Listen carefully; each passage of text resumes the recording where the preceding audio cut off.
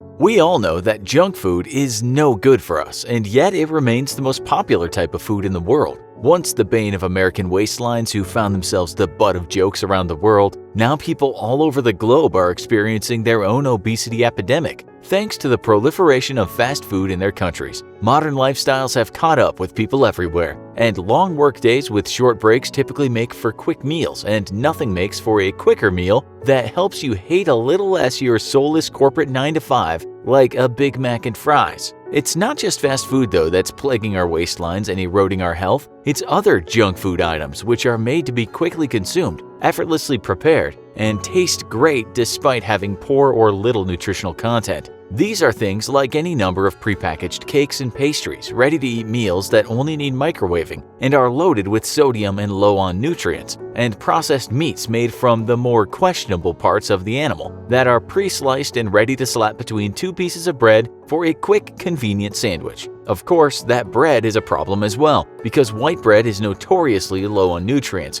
and most manufacturers use a healthy amount of sugar to sweeten the bread, especially in the United States. Modern life can be stressful, and the sad truth is that more and more people are spending less time preparing and actually eating meals than ever before. If you saw our previous episode on why you should eat slower, then you know that Americans lead the way in shortest time spent eating, averaging about 64 minutes of undistracted eating. That is time where eating is the primary activity, as opposed to eating and working. Even nations who have historically made mealtime a long, extended affair, such as Spain, have seen the time spent preparing and eating meals drop precipitously over the decades. Again, modern life and its fast-paced lifestyle is to blame, and with time spent preparing and eating food going down, most people are opting for faster-to-make meals with lower nutritional value. In Britain, though, one boy has paid dearly for his poor nutritional choices. Or, given how young he was when his trouble started, we should say that it was his parents' poor nutritional choices to blame for his condition.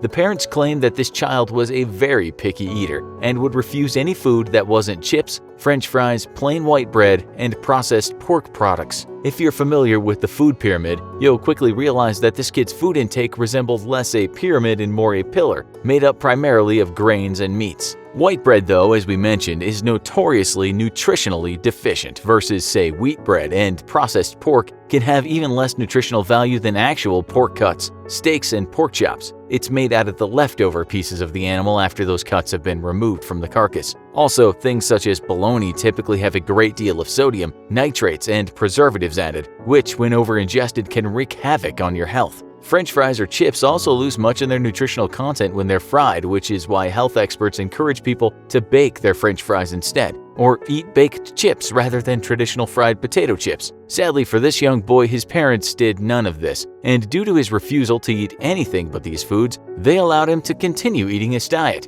At age 14, he went to the doctor. For our fellow American viewers who might be unfamiliar with the term due to the extreme costs of healthcare in our nation, a doctor is a person who heals you when you're sick, and in civilized countries it doesn't cost your life savings to do so. The child complained of extreme fatigue, though his parents failed to inform the doctor of the child's diet. A year later, he returned, only this time the child was complaining of hearing loss and vision issues. Now, doctors became concerned, and they immediately tested his body only to discover that he had extremely low vitamin B12 levels. Vitamin B12 is very important for the body. It helps do a great deal of things, such as make your DNA and create red blood cells, and you must get it from animal-based foods. Apparently, the processed pork the kid was eating wasn't getting him enough vitamin B12, so the doctors put him on a series of B12 shots and gave the parents dietary advice. Sadly, the now teenager refused to follow his new diet, though he would start and try only to quit and go back to his regular diet. His vision continued to decline, and by the time he was 17 years old, he was fully blind. But then, he not only had an extreme vitamin B12 deficiency,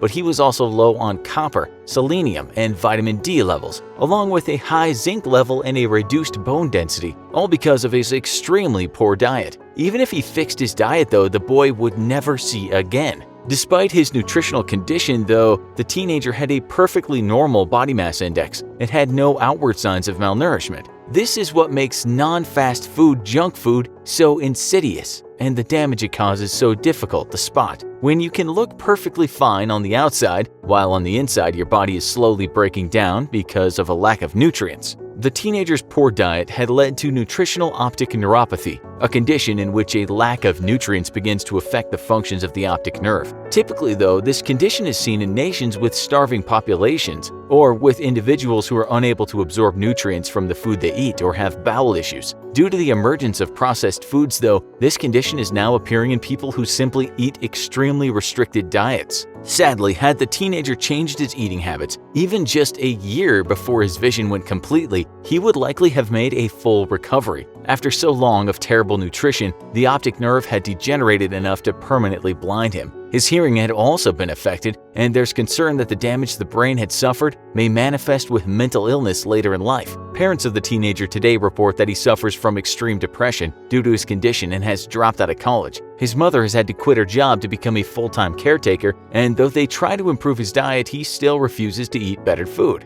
While the story is typically reported along with images of fast food, it's important to note that it was not fast food that harmed this teenager. In fact, fast food would have probably been healthier than what he was eating, aside from the weight gain issues. Instead, it was the extremely restricted nature of his diet, helped along with the fact that not only was he eating a very narrow list of foods, but those foods happened to be extremely processed, which further reduced their nutritional value. What this means is that no, you yourself aren't going to go blind just from eating fast food or processed foods, and only run the risk if you too adopt such an aggressively limited diet. Researchers now believe, however, that the teenager in question actually suffered from a psychological condition known as Avoidant Restrictive Food Intake Disorder, or ARFID. A relatively newly diagnosed mental disorder, ARFID was only added to the Diagnostic and Statistical Manual of Mental Disorders in 2013. Individuals affected are more than just picky eaters, and that term only serves to imply that the individual is poorly disciplined or spoiled by caretakers. Instead, people with ARFID actively avoid some or many food items because of severe anxiety that they suffer when eating them. Sometimes individuals may even experience extreme emotional discomfort related to the actual texture of the food. When attempting to eat one of these unwanted foods, individuals experience gagging and vomiting, which only reinforces the desire to stay away from these foods. Some individuals even experience intense fears of actually choking to death if they were to consume the foods they fear. Psychologically unable to eat anything outside of their extremely restricted diet, individuals with ARFID can quickly become malnourished. This British teenager, however, was a rather extreme case, and most people have only a small or moderate list of foods they cannot eat. Psychologists still don't understand what triggers conditions like ARFID, but much like anorexia or other eating disorders, this condition can be improved with professional help. Sadly, for the British child in this story, his condition was missed, likely by an understandable lack of knowledge of the condition, and his fate was sealed. Still, with their child's health steadily decreasing, it begs the question why his parents didn't seek out other professional help, when traditional medical help wasn't resolving the issue. In the end, we should carefully balance how much junk food we eat, but unless you're eating such an extremely limited diet, you're not in danger of going blind anytime soon. Are there any foods you refuse to eat? Do you know anyone with ARFID? Let us know in the comments, and as always, if you enjoyed this video, don't forget to like, share, and subscribe for more great content.